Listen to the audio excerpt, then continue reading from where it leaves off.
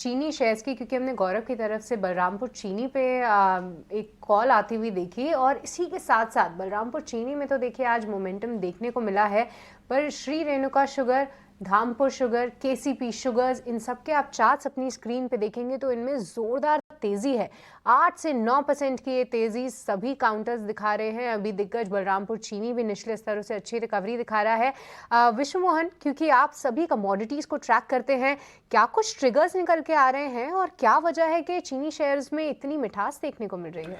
देखिए, चीनी शेयरों में तेजी की अगर बात करें तो कई सारी वजह हैं। एक तो पहले यूपी की एक एक्सक्लूसिव खबर हमने आज 11:30 में अपने कम्युनिटी के शो में दिखाया था, जिसमें वहां पर एसएपी यानी स्टेट एडवाइजरी प्राइस सरकार जो तय करती है वो एफआरपी जो केंद्र सरकार तय करती है और राज्य सरकारें अपने गन्ना किसानों के लिए एसएपी तय करती है। तो एसएपी वहां पे बढ़ने वाली है, ऐसी एक्सक्लूसिव खबरें आ रही हैं कि 25 रुपए प्रति क्विंटल के हिसाब से बढ़ सकती है।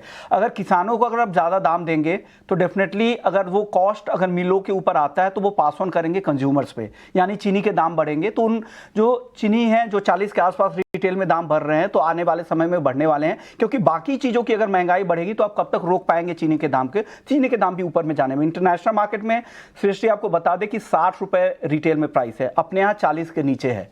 तो एक लंबा गैप है, वो गैप धीरे धीरे कम हो सकता है तो आने वाले दाम में चीनी बढ़ेंगे और उसका फायदा यहाँ पर मिल रहा है। दूसरी, कच्चे तेल की कीमतों में जिस तरह से तेजी आई है उससे अब ब्लेंडिंग को लेकर ग्लोबली ब्राजील में एथेनॉल जो शुगर बेस्ड जो एथेनॉल है उसके दाम 1 महीने से ज्यादा की ऊंचाई पर है। बायोफ्यूल में ब्लेंडिंग पर फोकस बढ़ गया है और बाकी देशों में भी बढ़ेगा। एल नीनो की वजह से उत्पादन को लेकर चिंता है, यील्ड को लेकर चिंता है। सिर्फ इंडिया में ही नहीं, इंडिया तो है ही दूसरा सबसे बड़ा एक्सपोर्टर, लेकिन बाकी देश जो एशिया के बड़े उत्पादक है, थाईलैंड वगैरह है, वहां पर भी उत्पादन कम होने की संभावना है। और यह भी खबर आ रही है कि अब 2023-24 जो नया सीजन है वो 1 अक्टूबर से शुरू होता है। तो उस नए सीजन में इस बार एक्सपोर्ट भी सरकार इजाजत नहीं देगी, क्योंकि एक तो पॉलिटिकल ईयर है और दूसरा चुनाव के अलावा दूसरा जो यहाँ उत्पादन भी कम रहने की संभावना है, घरेलू खपत के लिए चाहिए।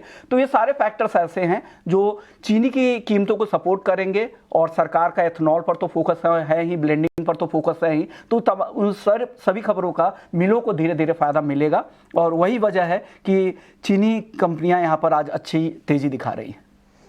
जी, बहुत बहुत शुक्रिया विश्व मोहन जी, ये सभी चीज़ें हाईलाइट करने के लिए। तो यूपी में जो चीनी की कीमतें हैं वो बढ़ सकती हैं और साथ ही साथ अंतर्राष्ट्रीय बाज़ारों से क्या कुछ ट्रिगर्स आ रहे हैं वो विश्व मोहन जी ने बताया। पर गौरव, देखिए बलरामपुर चीनी तो आपके रेडार पे है ही, एफएनओ का स्टॉक है, बट अगर हम देखें कई सारे और चीनी काउंटर्स जैसे उगर शुगर, रेणुका शुगर्स, ये सब में भी एक अच्छा जोश है। तो क्या कैश सेगमेंट से ये सभी काउंटर्स पे कुछ नज़र रखनी चाहिए? क्या यहाँ पे और भी मोमेंटम जारी रह सकता है या क्योंकि थोड़े वॉलेटाइल ज़रूर रहते हैं चीनी काउंटर्स, तो क्या इनसे अभी दूर रहने की आप सलाह देंगे? देखिए, आपने बिल्कुल सही चीज़ कही है कि शुगर स्पेस काफ़ी वोलेटाइल रहता है। हमने देखा है कि काफ़ी बार काफ़ी अच्छी अपसाइड दिखा के फिज़ल आउट हो जाती है बहुत जल्द।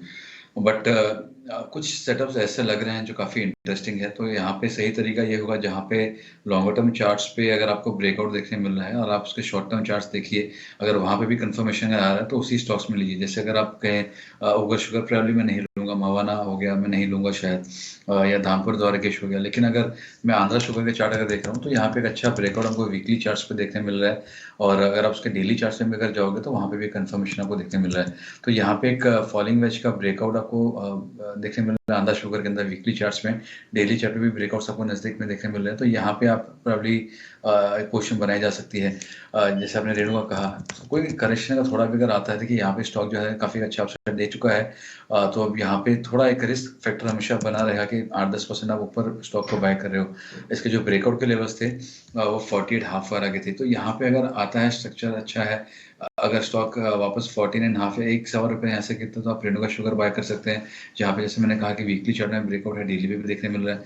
तो आपको ये 1-2 स्टॉक है सिलेक्टिवली जो है मुझे लग रहा है वहाँ पे आपको मोमेंटम बना के रखना चाहिए, पोजीशन बना सकते हैं। बट पूरा एक ब्लैंकेट कॉल में सेक्टर के ऊपर वो सही नहीं रहेगा।